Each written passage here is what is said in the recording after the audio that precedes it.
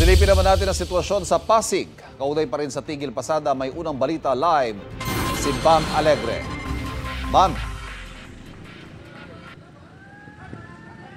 Ivan, good morning. Rush hour na kaya pahirapan na rin talaga makasakay ang mga pasahero rito sa Pasig Palengke. Pero mas mahirap dahil pasado alas 6 ng umaga ay nagsimula na yung transport strike ng grupong Manibela. Makikita ninyo sila sa ating likuran.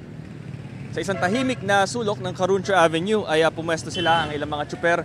Bitbit yung kanilang malaking placard. May panawagan dito na no to jeepney phase out, pero ang pangunahing mensahe nila ngayong araw ay laban sa korupsyon. Trabaho raw sila ng trabaho, pasada ng pasada at napupunta lang daw sa iilan ang ating buwis. May ilang pasahero na mas naghihintay ng matagal bago makasakay at may ilan din mga traffic enforcer na pinapayuhan na yung mga pasahero na sumakay na habang may mga jeep pa. Pakinggan natin yung pahayag ng mga nakapanayam natin ng mga pasahero, pati yung isang kinatawan nitong nakikilos protesta ngayong umaga. Nalilate po minsan. Bawas sa sahod. Siyempre po, laging nalilate and then napapagalitan ng teacher, gano'n. So parang nahihirapan din po kami mga estudyante. Traffic po, mahirapan po makasakay, lalo na po ngayon na traffic din po on the way to work. Gusto naming iparating sa kanila na habang naghihirap kami, nagpapasarap sila. Kami ay kukumahog sa paghahanap buhay habang sila'y nagpapasarap.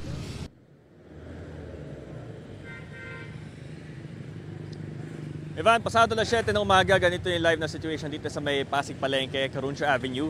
May ilan mga jeep pa rin at nakaantabay naman ang lokal na pamahalaan, ng mga traffic enforcer, pati ang ilang pulis. At ayon sa kanila, kung sakaling wala ng transport options para sa mga pasahero, ay may nakahanda naman libreng sakay ang lokal na pamahalaan. Ito ang unang balita mula rito sa Pasig, Bam Alegre para sa GMA Integrated News.